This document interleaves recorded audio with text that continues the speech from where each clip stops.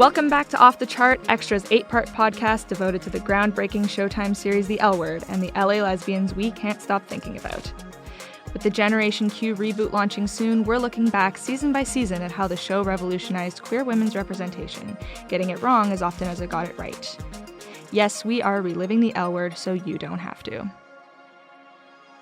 We are gathered here today to process Season 3 and all of its breakups, sexy lap dances, a kidnapping, and of course, the tragic and untimely death of Dana Fairbanks. Rip Dana Fairbanks. I'm Erica Lenti, senior editor at Xtra, and I would never leave Carmen at the altar. I'm Eternity Martis, senior editor at Xtra, and I would like a free trip on an Olivia cruise, please. I'm Rachel Giza, the editorial director at Xtra, and I want Helena Peabody to pay for my birthday party. And I'm Michelle Turingen, managing producer of video at Xtra, and I would never wear a dress to quinceañera. All right, let's talk about some of the big themes this season. I'm going to kick things off. They were basically hitting us over the head with this life and death theme. I think there was a literal direct quote at one point where Max says, "It's life and death for me, too." To Dana, which is very fitting. But we see this dichotomy between Dana and Max. Dana is losing parts of what she thinks makes her a woman after her mastectomy. For Max, the double mastectomy is the start of a new life for him. As I said, he literally calls it life and death. We kind of see Max being born while Dana is literally dying through the show.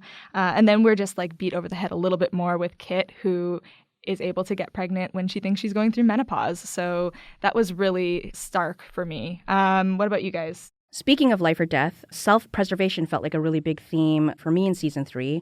When Max was still living as Moira, you see his strategies for navigating gender identity, how he handles harassment in public bathrooms, and his hyper-vigilance and awareness of homophobes and possible threats to his safety.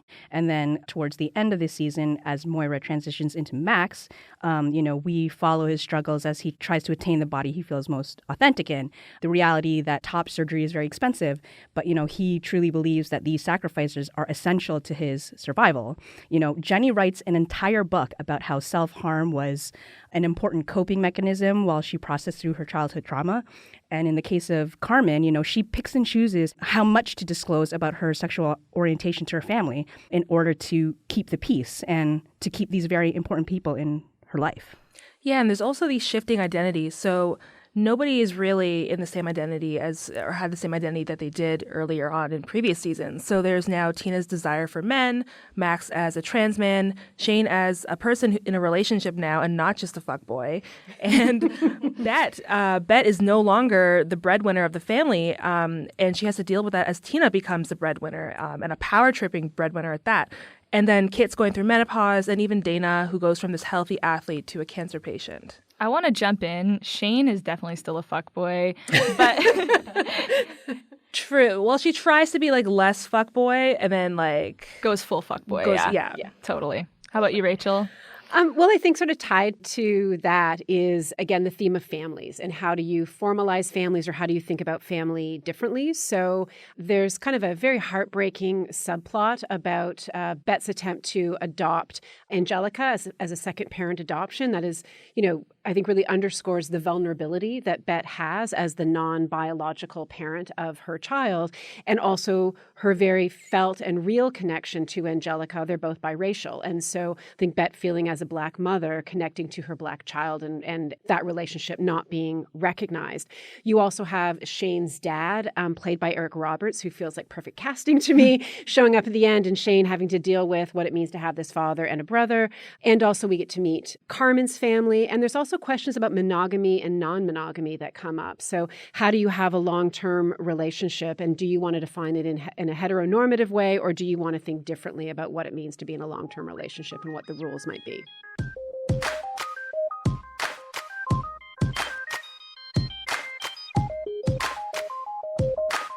Okay, let's recap.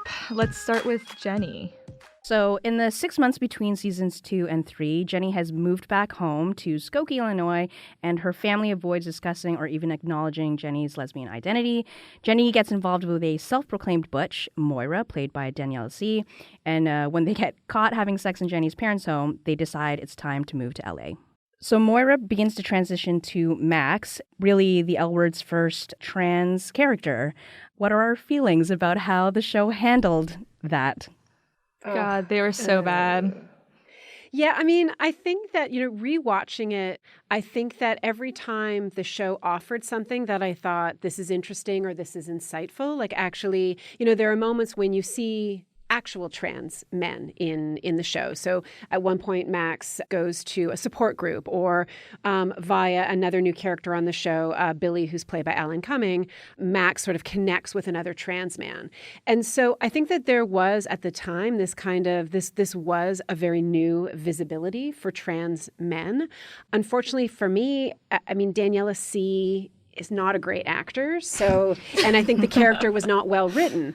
And so Max just is sort of portrayed as hapless and as a victim. And every plot point seems to be an after-school special. Helena Peabody could have paid for my entire transition, which she pisses away in like a day. Yeah, and it also feels like throughout this season, none of the friends ever accept Max, but then Max can't ever do anything right. So, that scene where they're sitting down and Max can't afford this like ritzy restaurant they're eating at, like no one really bothers with him. And then he says something about tennis or Dana's career and no one answers. And then there's like the whole testosterone thing, that testosterone turns you into this like angry person who then Max becomes kind of like abusive, grabbing Jenny, like acting kind of just in a way that is like traditionally male. But there's also that awful soul patch, that like Fred Durst soul patch that was not working. It was not convincing at all. No. And I think we joke about things like how the show shows us like flip phones and things about how they've aged poorly. This, I think, is the biggest example of how the show has aged poorly. Kit is like full on TERF when she's like, it just saddens me to see so many of our strong butch girls giving up their womanhood to be a man. We're losing our warriors, our greatest women. like, what the fuck?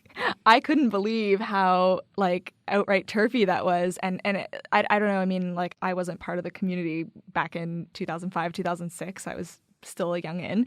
But I can't believe that would be, like, acceptable to put on TV, because I think that would be horrible to watch now. It's also a lot to ask for one character to represent an entire group of people. You know, there was a non-binary character in an early season, Ivan, of course, ACOG. But, like, what, these two people are supposed to hold it down for the entire trans and non-binary community? I also thought, like, the show very much treated this topic like an afterthought. There's a scene where Helena, Tina, and Alice, for a hot second, discuss gender-neutral pronouns. Yeah, I didn't know it was possible to go through life using gender-neutral pronouns. Do you know what I heard tonight? Z doesn't like my new genitals, so I told Here to fuck yourself. And that's it. Kind of like we've served that, now on to the rest. And that feels like an unfair way to approach this very important topic. Well, and that's why, like, when you actually see Max sitting with the group of trans guys in this support group, and it's sort of like, that would have been such an interesting story, because you actually saw amongst those guys, and I think many of those guys were not, I think many of those guys were actual trans men who might not necessarily be actors, but just sort of talking, as the show often does. It'll often bring in sort of just real folks into it.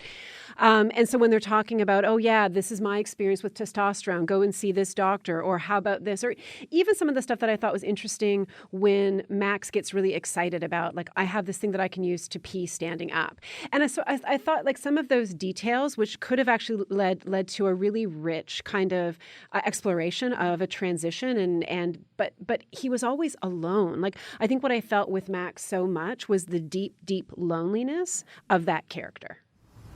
I mean, I've always felt really uncomfortable in this body. So I've decided to transition.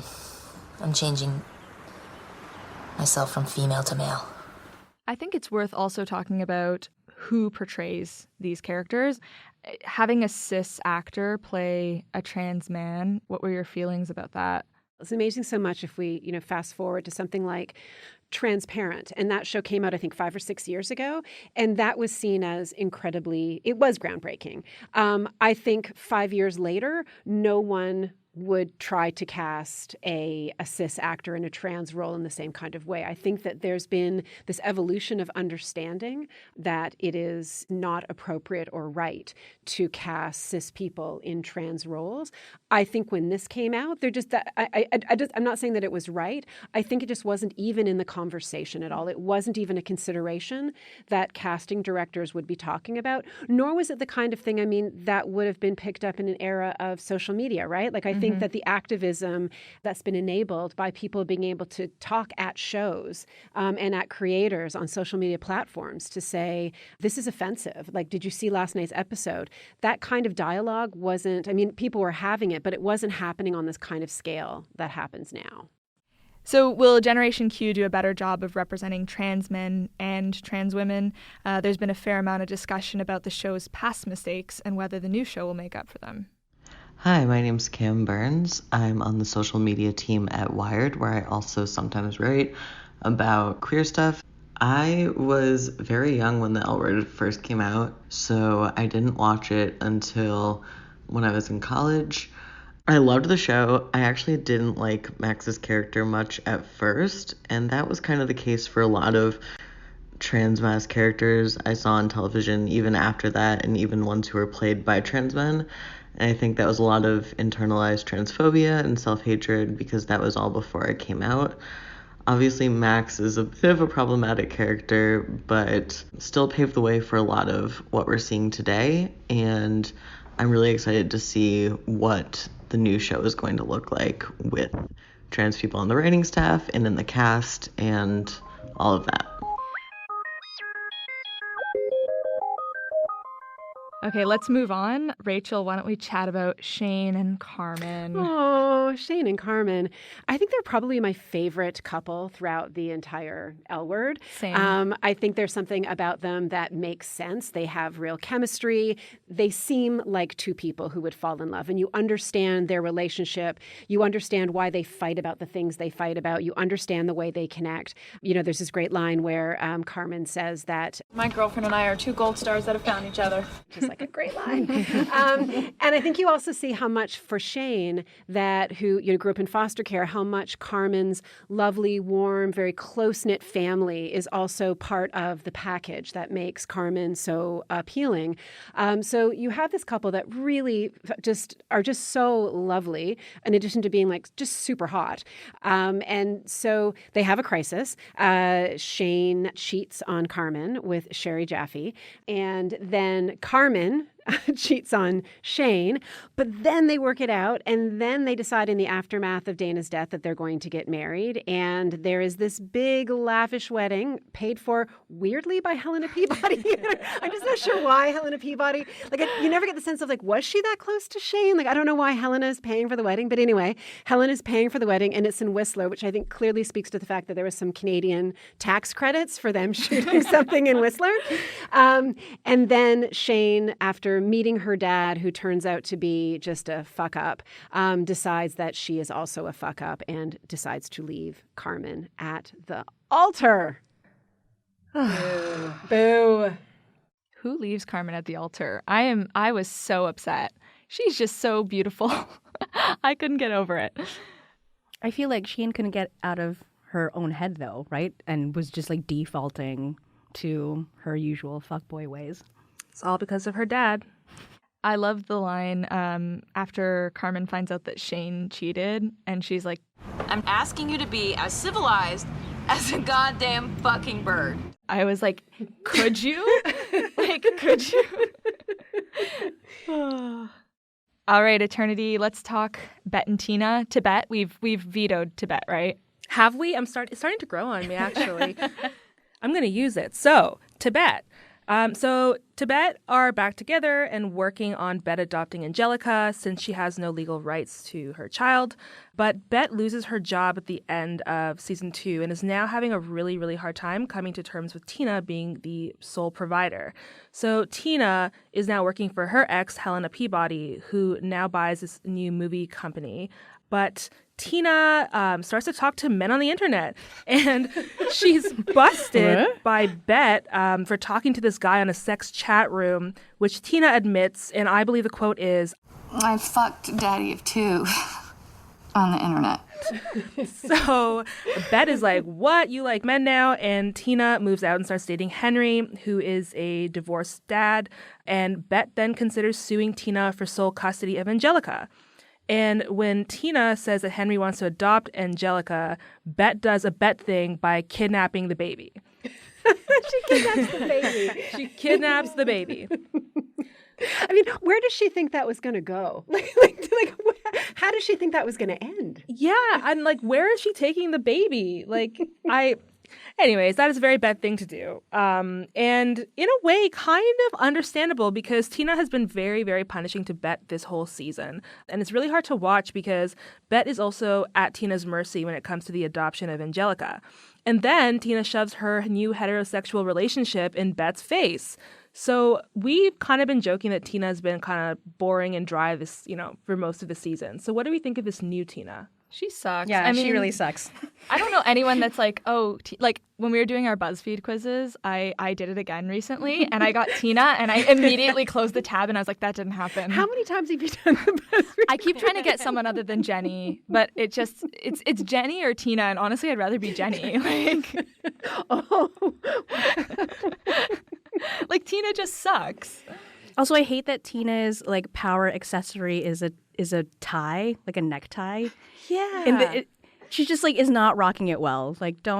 Please put that away. No, and it's like she started, she has a new job and suddenly I'm like, is Tina wearing power suits? What is Tina wearing? Tina went from just shirts and stuff to these collared blouses and this very commanding, I'm here now. Yeah, now but what? that's Bette's thing. Exactly. Bette wears the power suit. Exactly. Okay?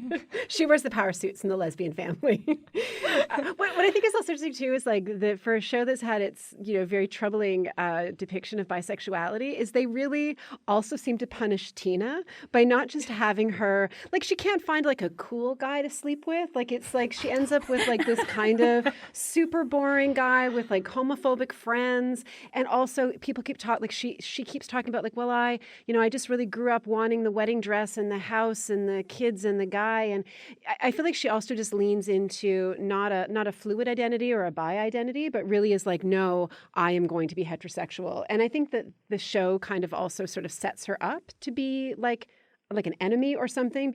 And then also she at some point wants to not let Bette.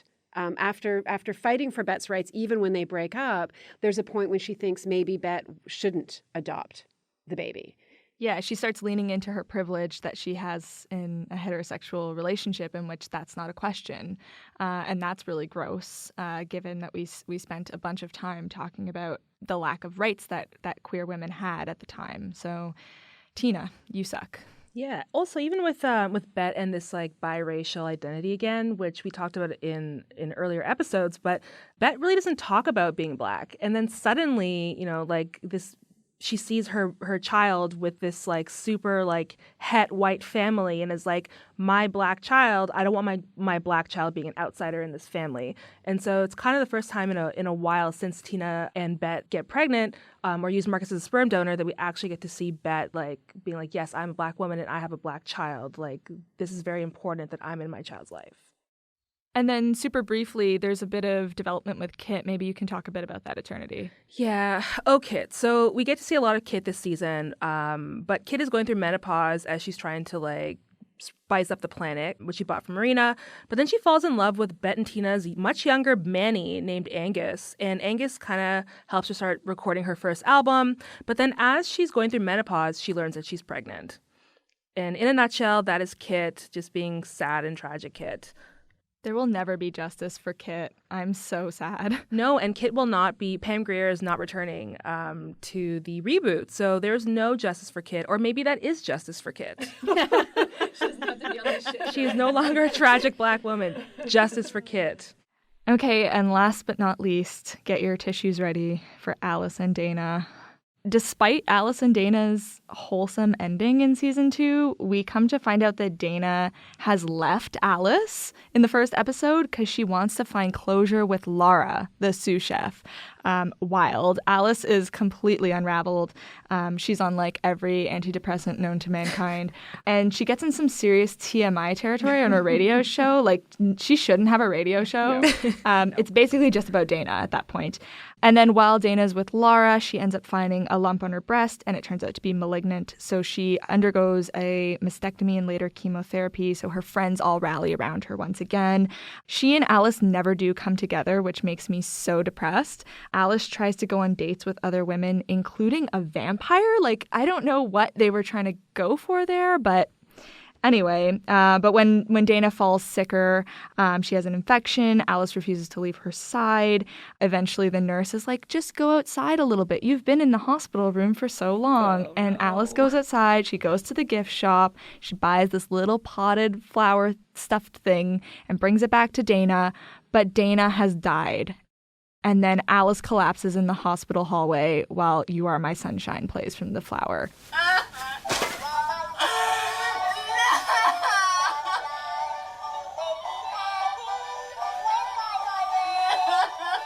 I'm broken. It was so hard. It was hard. I have to admit, I did not rewatch that scene. So I knew it was coming, and I'm like, hell no, because the first time was so traumatic. So I just scrubbed through it. Like, I didn't hear the flower play or nothing, because like it's just stuck in my brain all like after watching the L Word. I cannot watch that scene again. But I feel like even scrubbing through it has to be a little painful, because you see Alice break down while like holding this thing, and you know what's happening. Yes, it was on mute, and it was still really sad. And I think, too, what was just as devastating is this whole question, of family and connection, is the way in which the world that Dana defines as family, her group of friends, Laura, Alice, are somewhat shuttled to the side by her family while she's ill in the hospital, and Alice really pushes to be acknowledged. But then also at the funeral, there's this kind of like hetero washing, I don't know if that's the word, of Dana's life, where it sort of sets up Dana's life as being sort of a tragic thing because she never found a man.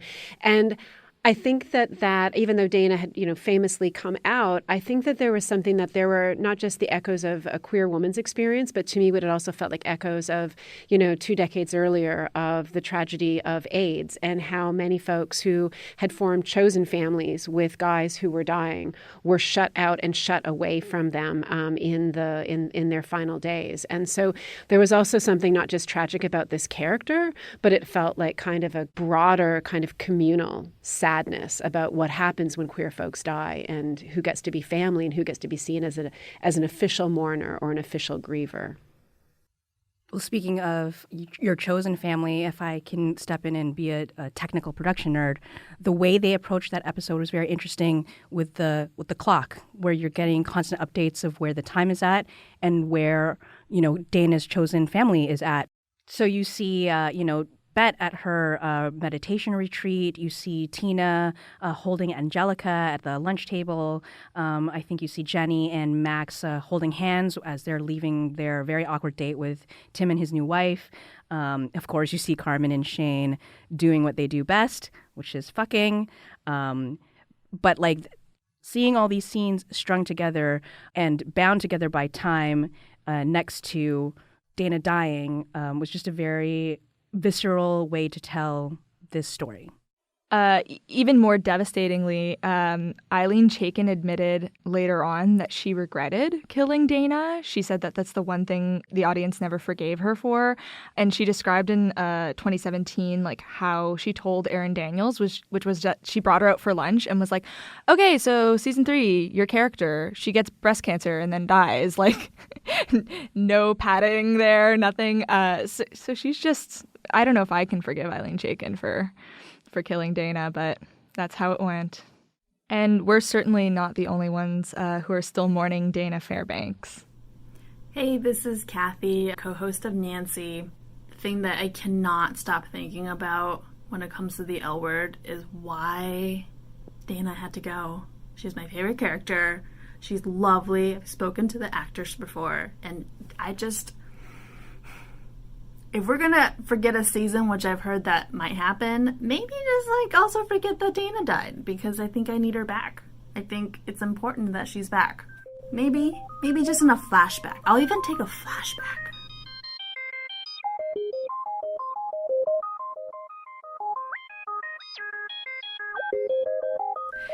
Okay, there's so much more we could talk about, but like Carmen and Shane trying on a quinceañera dress, it's time for our Quickie Round. This time around, we're talking hottest, cringiest, and saddest moments of season 3. Let's start with hottest. Like Carmen.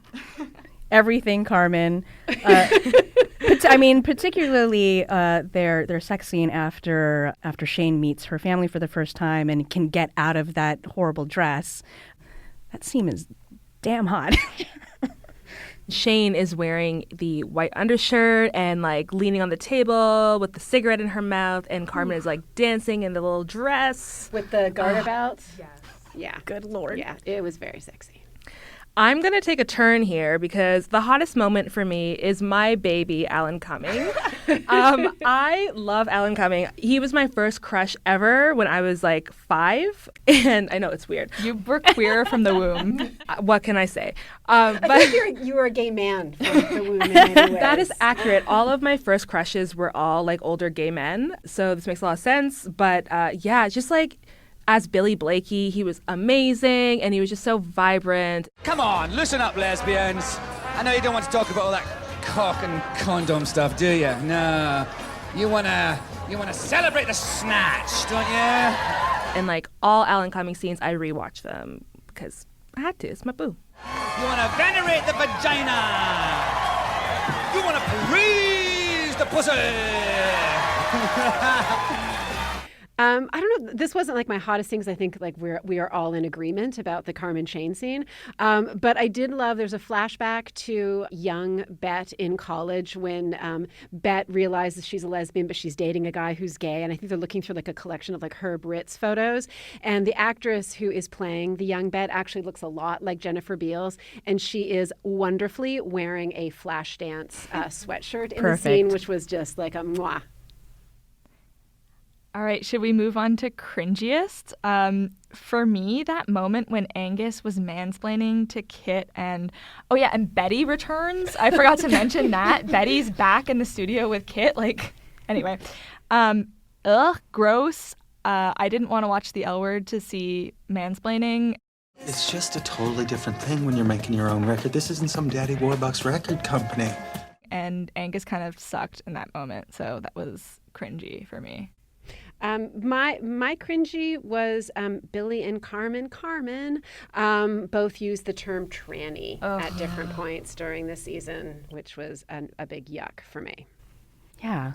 Yeah. I feel like that's one of those things that was indicative of the time. Of the time, for sure. To piggyback on that, I think, Kit trying to convince Max to not follow through on his top surgery and transition, very TERFy, not cool.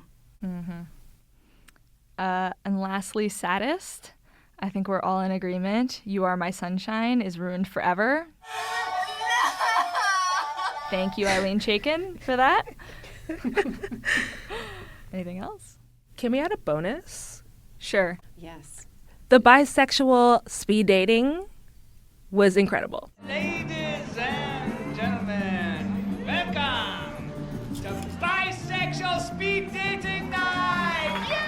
That was such a good scene. I love that so much because I have never seen such a thing. I am so down to coordinate one now. It was wonderful. That's my bonus. Follow at Eternity Martis for your next local bisexual speed dating.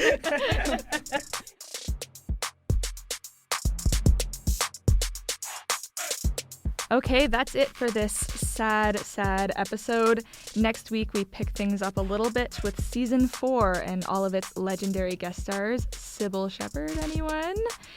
Sexy Dean Porter makes an appearance, and Tasha and Poppy are being debuted. Stay tuned. I'm Erica Lenti. I'm Eternity Martis. I'm Michelle Turingen. And I'm Rachel Giza. Off the Chart is produced by Corey Mosqueda and Rachel Matlow. Our theme is by Kid Coolit. For those of you who want to go back on this journey with us, like In the Trenches, all 6 seasons of the original L Word are now available in Canada on Crave. If you like what you're hearing, please review us on iTunes or wherever you get your podcasts, and feel free to get in touch with us on Twitter at Xtra Magazine. And Mia Kirshner, if you're listening, we especially want to hear from you. Send us a TikTok. Until next time,